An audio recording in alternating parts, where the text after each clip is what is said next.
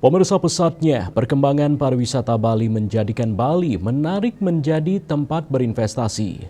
Kehadiran investasi di suatu daerah di satu sisi akan meningkatkan ekonomi, namun kurangnya pengawasan pemerintah, investor nakal makin berani melanggar peraturan yang berlaku.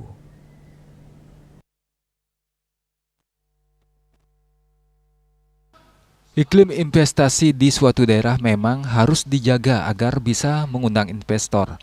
Bahkan diperlukan kebijakan-kebijakan khusus untuk memudahkan investor berinvestasi untuk membangun ekonomi suatu daerah.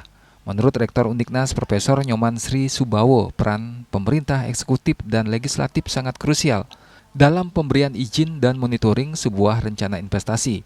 Jangan sampai ada investor yang tidak memiliki izin namun lolos membangun. Jika saja pengawasan sudah dilakukan dari awal, tidak akan terjadi pelanggaran-pelanggaran oleh investor. Dan tentu tidak akan menimbulkan polemik di masyarakat yang bisa merusak citra iklim investasi di Bali. Ketegasan pemerintah semestinya ditujukan dari awal sehingga investor mendapatkan kejelasan akan aturan mana boleh dan tidak. Ya, kita mesti harus memberikan suatu kepercayaan ya kepada publik, baik nasional maupun internasional, bahwa Bali itu aman dari sisi aspek investasi.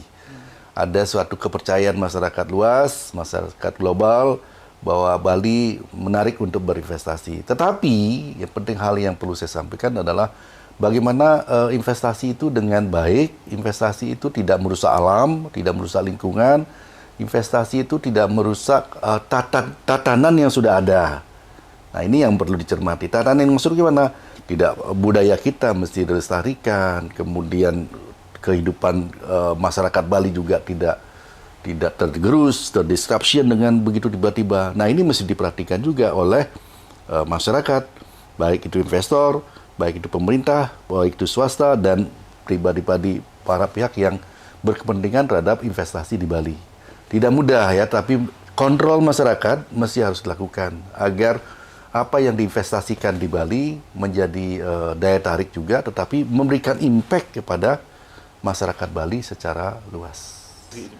Jelas ya, ketika OSS memberikan kemudahan bagi investor asing dan kita tanpa disadari kontrol kita kurang ya, dan itu sudah berjalan sekian lama lalu tiba-tiba dicabut, ini tentu merugikan pihak investor. Dan lebih parah lagi ya ketika ini tidak dilakukan monitoring ya, evaluasi terhadap kegiatan-kegiatan yang sudah berjalan lama. Lalu peran masyarakat, peran pemerintah di mana? Bercermin dari beberapa kasus pelanggaran tata ruang belakangan ini, pemerintah dihimbau agar lebih meningkatkan pengawasan dan menegakkan aturan dan hukum bagi pelanggar tata ruang. Riasa Bali TV.